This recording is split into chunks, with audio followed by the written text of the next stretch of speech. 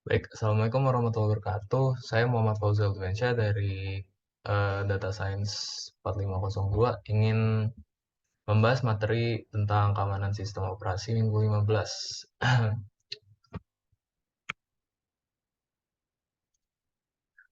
Jadi yang pertama kita bahas adalah definisi dari computer security atau keamanan sistem operasi itu sendiri. Jadi keamanan sistem operasi adalah perlindungan yang diberikan pada sistem informasi otomatis untuk mencapai tujuan yang dapat diterapkan dalam menjaga integritas, ketersediaan, dan kerahasiaan sumber daya sistem informasi. Nah, di sini ada contoh gambar dari security triad atau triangle dari security yang terdapat tentang confidentiality, integrity, dan availability. Nah, jadi pada confidentiality atau kerahasiaan data, yaitu adalah memastikan bahwa informasi pribadi atau rahasia tidak tersedia atau diungkapkan kepada individu yang tidak berwenang. Jadi di sini cukup membahas tentang privasi. Tentang privasi yaitu memastikan bahwa individu dapat mengontrol atau mempengaruhi informasi apa yang terkait dengan mereka yang dapat dikumpulkan dan disimpan dan oleh siapa dan kepada siapa informasi tersebut diungkapkan. Kemudian untuk integrity atau integritas data yaitu adalah memastikan bahwa informasi dan program diubah hanya dengan cara yang ditentukan dan disahkan oleh integritas sistem. Menjamin bahwa suatu sistem melakukan fungsi yang dimaksudkan dengan cara yang tidak terganggu atau bebas dari manipulasi sistem yang disengaja ataupun tidak disengaja. Untuk availability adalah ketersediaan, menjamin bahwa sistem bekerja dengan segera dan layanan tidak ditolak untuk pengguna yang berwenang. Kemudian untuk konsep tambahan di sini ada authenticity atau autentifikasi keaslian pengguna. Jadi di sini tujuannya adalah supaya agar data yang ada dalam komputer atau hal hal lain sebagainya seperti yang kita tahu di internet ada proses autentifikasi yaitu adalah keaslian bahwa yang akan berwenang untuk mengambil data tersebut adalah user atau pengguna asli, bukanlah robot. Eh, Lalu selanjutnya ada akuntabilitas.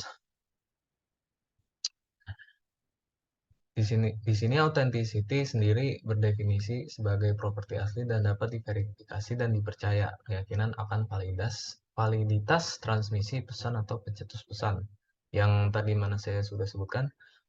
Selanjutnya ini berarti memverifikasi bahwa pengguna adalah siapa yang mereka katakan dan bahwa setiap input yang masuk ke sistem berasal dari sumber terpercaya. Untuk akuntabilitas, definisinya adalah sasaran keamanan yang menghasilkan persyaratan agar tindakan entitas dapat dilacak secara unik ke entitas tersebut. Ini mendukung non-repudiation, deterrence, fault isolation, intrusion detection, and prevention, dan after action, recovery, dan legal action. Selanjutnya untuk tipe-tipe threats atau ancaman sendiri ada interruption, interception, modification, dan fabrication. Untuk interruption terdapat 2 poin. Yang pertama, set sistem dihancurkan atau tidak tersedia. Selanjutnya, interruption sendiri menyerang availability atau ketersediaan. Sini adalah contoh gambar pola interruption.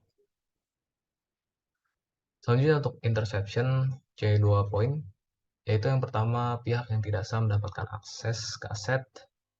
Selanjutnya menyerang terhadap confidentiality atau kerahasiaan. Seperti halnya mencuri data. Selanjutnya untuk modification, pihak yang tidak berwenang tidak hanya mendapatkan akses tetapi dapat merusak aset. Jadi di modification sendiri untuk tipe threats ancaman modification dia dapat menyerang integritas data. Next, untuk fabrication, pihak yang tidak berwenang memasukkan objek palsu ke dalam sistem. Yang lain halnya seperti menyerang autentifikasi.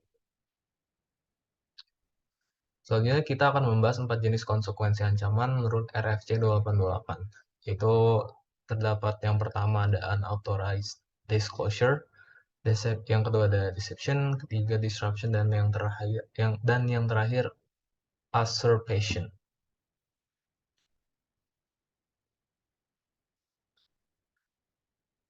Jadi yang pertama, unauthorized disclosure, yaitu pengungkapan yang tidak sah merupakan ancaman atau pengungkapan yang tidak sah merupakan ancaman terhadap kerahasiaan data. Serangan dari pengungkapan yang tidak sah ini atau unauthorized disclosure meliputi exposure atau sengaja atau melalui kesalahan, penangkapan, kesimpulan, dan intrusi. Selanjutnya untuk deception, yang nama lainnya adalah penipuan, adalah ancaman terhadap integritas sistem atau integritas data, yang mana serangan deception ini sendiri meliputi penyamaran, pemalsuan, dan penolakan. Untuk disruption atau gangguan adalah ancaman terhadap ketersediaan atau integritas sistem, yang mana serangan ini meliputi em, ketidakmampuan data untuk ketidakmampuan data untuk memberikan integritasnya, selanjutnya corrupted, dan yang terakhir halangan. Untuk bagian usurpation atau perampasan adalah ancaman terhadap integritas sistem.